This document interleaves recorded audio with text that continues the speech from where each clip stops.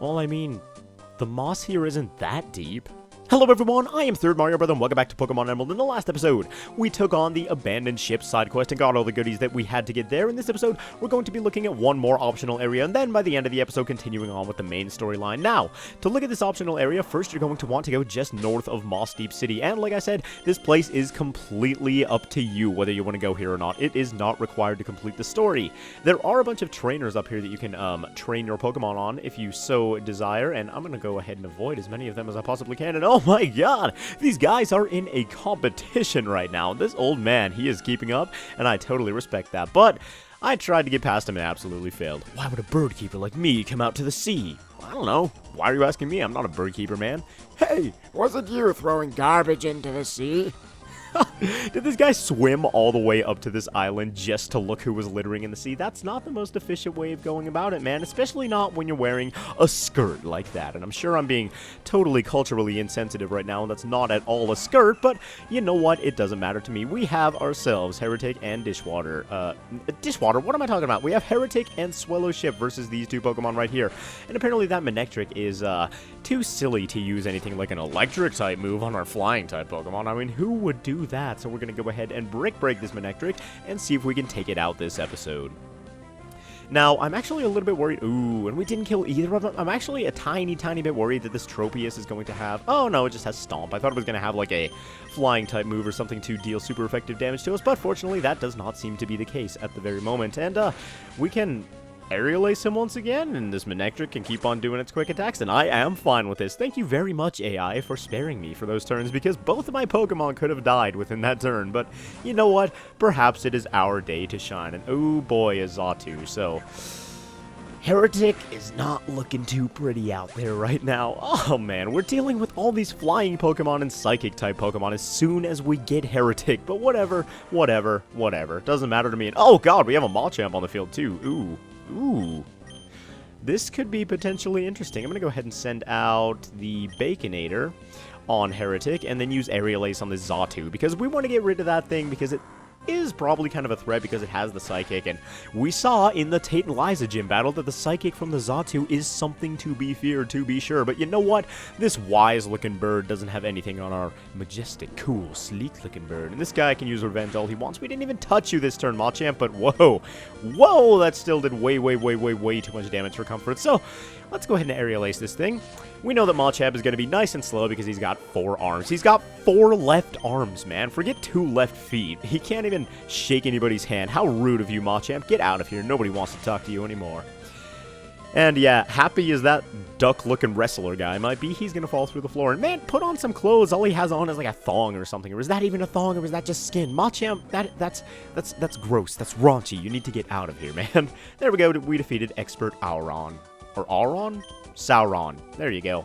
Oh, you weren't throwing trash into the sea. You could have just let me answer you instead of letting me destroy all your Pokemon, but we did all that for a big pearl, which you can sell at shops for a reasonable price. So that's one of the items that you can get up here, but this is not the dungeon that I was alluding to earlier. In fact, there is something much more valuable if you come just a little farther north, and I'm actually not sure exactly where it is. I'm going to go ahead and avoid this swimmer battle with the utmost expertise, and there are 2 secret bases here right next to each other. Man, if you wanted to like have neighbors with one of your friends or something, that could be an option for you. I don't know why that would be one of your desires in this game, but you know what? To each his own. Now, here is another dungeon in the game, which is the Shoal Cave. This dungeon is really interesting. It's actually time-based. If you go ahead and talk to this guy, are you planning on going deep in there? How about bringing me back some Shoal Salt and Shoal Cells? I can make you something good if you bring me the ingredients. Now, I guess I'll show off like a room or 2 of this place because why not? We're already here. We may as well show off at least like a little bit of it or something like that, but I'm not going to show off this entire dungeon. Now, that feels kind of weird to me saying that because originally I was going to get that mythical 7th party member in this dungeon. I was going to go ahead, and even though not a whole lot of people like it as a Pokemon, are there, hold on, I'm going to register my item finder real quick. What was I going to say? Where is it? There it is. Oh man, I found my item finder. How ironic is that? And apparently there's no response, so there aren't any hidden items right here or anything, but Like I said, there are a couple unique Pokemon that you can find in this cave. You can find Spheal, that adorable, cute little blue ball thing. Oh my god, and who doesn't want blue balls, am I right? But you can find that. It's a dual water and ice type, and it's really, really bulky. It functions best as like a tank, but it has fairly reasonable offensive stats as well. And there's also a Snorunt in here, which you can't capture until it's low tide. Right now it's high tide, and if I waited 4 hours, it would become low tide. Now, because of issues with me not really wanting to wait around 4 hours, and the fact that I've looked it over and I really, really like my team as it is right now, I'm growing attached to my Pokemon, man.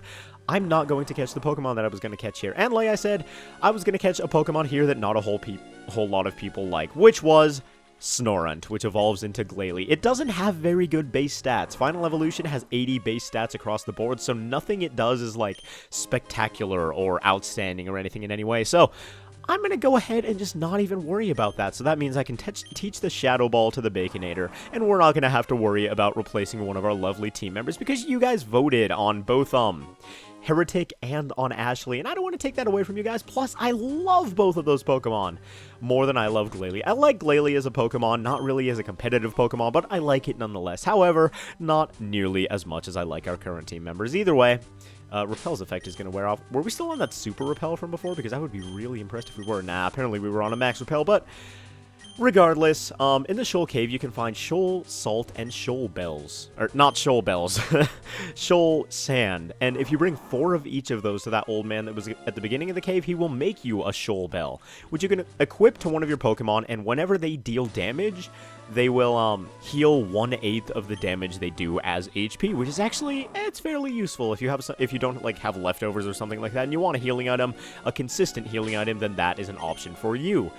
However, once again, because I don't want to go through the troubles of sitting around for 4 hours and waiting for that, I don't think I'm going to be showing it, and I don't think I really need a Shoal Bell anyway. So, say goodbye to the cute little Snorunt and his menacing, but not so menacing evolved form Glalie, and to that prospective Shoal Bell. Now, we're going to go ahead and heal our Pokemon and continue on, drumroll please, with the story. Yes, we're actually going to be going places in this episode. Is that not crazy? And by going places, I mean not sticking around in Mossdeep City for any longer, because we are tired of this place, man. We've been in here for like 55 episodes. We're going to go ahead and head to the south. And now, let me make sure I do still have... Yes, Blue does have the HM Dive, which we are going to be not necessarily needing, but it is useful for showing off some places down here that contain hidden items. I don't believe there are any down here. And yeah, we are diving now. We're actually under the ocean. I love it. I love the atmosphere here. You do move more slowly when you're surfing, or when you're diving than when you're surfing. That can be a little bit cumbersome, but it's just such a cool atmosphere, isn't it? Down here you can actually find, yep, there's a bunch of hidden items around here. There's a bunch of heart scales and, like minerals to feed to your Pokemon, or vitamins to feed to your Pokemon. To the south of Mossdeep City, to its west, you can find red shards and blue shards and stuff, which you can trade at that shard hunter's house for, elemental stones, and there's a whole bunch of treasure in diving areas, and I just think, coupled with the music, it's a great atmosphere, and it feels awesome. Now, if you go down here, you're really going to want to go down to this one, because, like I said, there are vitamins we can find for our Pokemon, and we want our Pokemon to be healthy, strong, and well-fed. So right here, you can find yourself a protein. Ah, our bag is full. Man, I hate it when this happens. It's always so annoying. I gotta start using some of those PP ups or something, man. So... what do I want to do here? Let's go ahead and get rid of the Sea Incense, because in Gen 3, the Sea Incense and the Mystic Water are equal. And we already have the Mystic Water, and we only have one Water-type attacker, so we're not going to need the Sea Incense whatsoever. There we go. We got ourselves the protein. Kind of a funny story, since we're going to be sailing for a while, because if I show you the Pokénav real quick, you will understand quite how much water we're dealing with. We are right here. We're going to come all the way down here in this episode, hopefully. But, it was kind of funny. When I was younger, I didn't understand the physical special split. I thought just the higher attack your Pokemon had, the more damage it would deal no matter what, like in every single case. So all I did was teach my Swampert the move, I taught it the move Waterfall instead of the move Surf. And I gave it protein after protein. Level 6 Tentacle? Really? Get out of here, man. What are you even doing? But I gave it protein after protein after protein after protein. Maxed out its attack EVs, I'm absolutely sure. Well, at least insofar as much as you can do with just proteins, because I didn't really understand EV training at that age. But I gave it all proteins, even though every single one of its attacks, it had...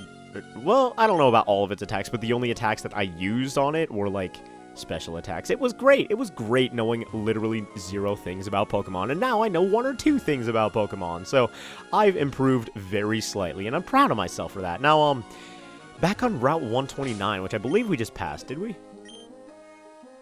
Well, we're on Route 129. If you're on Route 129, there's actually a 1% chance of finding a Wailord, spawning in the wild. Which, oh my Wailord is absolutely amazing. I'm probably going to be coming here off screen and catching a Wailord, actually, because we're going to need one for a side quest that we're going to be doing soon. And hello, swimmer. What a surprise! I didn't expect to see a trainer out in the sea. I think we should battle. Not that we have a choice, because apparently we're beholden to the trainer's code. And somehow, someway, whoa, Fred, you got a Gyarados and you're not riding on that thing? Why would you not ride on that thing if you're in the middle of the ocean? I mean... that's like having a Skarmory or like a Dragonite or a Latios or something and not flying on that in the air. If you have a Gyarados in the sea and you're not riding on it, you are doing something wrong, my friend. So you know what? I'm going to teach you a lesson here. You're going to get static, so there's no way you're going to be faster than me this turn, and you're going to take this 4x effective Thunderbolt to the face. And there we go, Mr. Whiskers. You can fall to the bottom of the ocean. Actually, no, that's really, really gruesome. I hope your trainer recovers you before then. And there we go. We defeated Swimmer Boy Rodney. This kid's awfully tough. Talking in the third person. What's he, like, soliloquizing on screen or something like that? Whatever.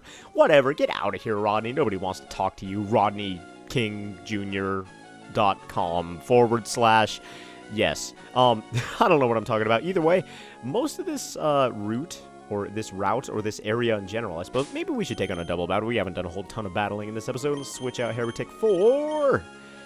Baconator, I suppose. How about Baconator and Shock? That sounds good to me.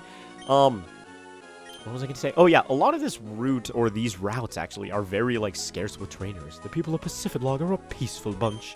They never get angry. That goes for me, too. If you can beat me, I'll give you some great information. Well, I am anti-learning, man. I can't even retain what sort of food I ate for breakfast this morning, so I have no idea why I would ever want information from you, and oh my god, it's Phil again.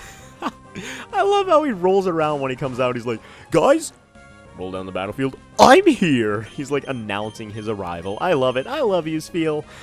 Oh, you're so adorable with your 2 fangs, your 2 little stupid teeth poking out of your 2 little stupid lips. Oh my god. I love Spheal way too much. I'm sure it's way too obvious. But, yeah, we're going to be traversing a lot of water in the coming episodes. Probably, like, pretty much the rest of the game takes place on water. I never really noticed it as a kid, but, now when I have to bother putting up repels every 5 seconds, it sort of gets to me. But it's not really a bad thing, especially because the surfing speed is reasonably quick in this game. And, ooh, we're trying to learn Bite. What kind of moves can we delete to, to use Bite? I don't really think I want Bite. Well, it'll give some coverage against ghost types, but I think I'm just going to get rid of it this time around. Yeah, stop learning Bite, because that quick attack could come in handy, you know, once in a while. And Heretic's trying to learn Takedown, which is actually a much better move than Bite. Shall we get rid of Endure? No. Strength is fine. Strength is fine. We can live with Strength. And yes, stop learning Takedown. There we go. Man, all the moves that I am just throwing out the window in this episode. Like I said, anti-learning, not only for myself, but for my Pokemon as well. I'm kidding. Learning is the most important aspect of anybody's life, and that is a true piece of wisdom right there. Oops. You really don't get angry, do you? Oh, did I lose? I don't know. Where's my crucial, vital information, my friend? There's an odd place nearby. There's a huge tower there. Why don't you go take a look? And that is not a bad idea. Actually, we might just go do that. In this episode of Pokemon Emerald, I have, well, is it actually really close to here? Yes, it is. If you go up this way, you will find yourself a giant skyscraper. But don't set your expectations sky high or anything like that, because it's not really of any use to us quite yet. It will be soon enough. Fear you not. But as of now, not so much. And here we are, finally in Pacifidlog Town. Oh my god, and if I might gush for just a moment more, I love the cities in this game. From Fortree City with its amazing design with the rickety bridges and design in the trees and stuff, to Pacifidlog Town designed in the water where your feet are actually touching the water the entire time. Oh my god, it's amazing. I love it. So let's go ahead and explore the place a bit, shall we? I'm the Pokemon fan club's most important person, the chairman's younger brother. I'm here enjoying my vacation with Pokemon, yes indeed. Ah, your Pokemon. It clearly likes you very much. A Pokemon that's adoring and adorable deserves a TM like this, no? And he will give us TM27 in return. I believe we could get this earlier in the game at a battle tent or something. If a Pokemon likes you a lot, return's power is enhanced. If it doesn't like you, frustration's power goes up. And yeah, you could get return at an earlier point in the game in a battle tent, but he'll also give you frustration if the Pokemon in the front of your party hates you. So, if you want to go ahead and kill off well, not kill off, but use a Pokemon as a meat shield, so to say, and faint it a bunch of times, you can come here and get the TM frustration. Woo-doo-dee! It doesn't appear to like the trainer very much. And this is Earl over here. Rudy. He's much calmer, and it appears to be very friendly with the trainer. Oh, wow, we have twins here, and this one is clearly the favorite of the bunch. Man, you are such a cruel gentleman. I think that's a bit of an oxymoronic statement, but you are such a cruel fool using your Pokemon as experiments for your moves. Oh, you. Anyway, what do you have to say? Is that a Pokedex? Did you get to meet a lot of different Pokemon? I wish I was like you. Check out this horsey! It's the horsey that I caught yesterday to celebrate my birthday. Well, I can see that you want it. After all, it's priceless. I'll tell you what, I might be willing to trade it for a Bagon. And Bagon is like one of the most rare, powerful Pokemon in the entire game, and Horsey is not that rare at all, at least comparatively. So that's an awful trade, man. What are you doing? Ah, these Pacifidlog people. Mirage Island. It must become visible and invisible depending on the weather conditions that make mirages appear. Or is it really appearing and disappearing? Dun dun dun! And Mirage Island, if you come over here and talk to this old man in the window, I can't see Mirage Island today. He'll tell you whether Mirage Island is visible or not. And that is an island that will appear periodically. Well, not periodically, but every so often. Not every so often, but sometimes to the east of Pacifidlog Town. And it's really, really rare for it to do so. And I never really appreciated that when I was young. I went there like 2 or 3 times, I think. And it's like super rare for it to appear. Either way, people were saying they saw a Pokemon flying high above Hoenn. Is it flying around all the time? Doesn't it need to rest somewhere? Oh, that noble hero flying around all the time, decorating our skies. Where did you come from? Oh god, what a difficult question. No. That doesn't make any sense. You have to come from somewhere. Oh, wait.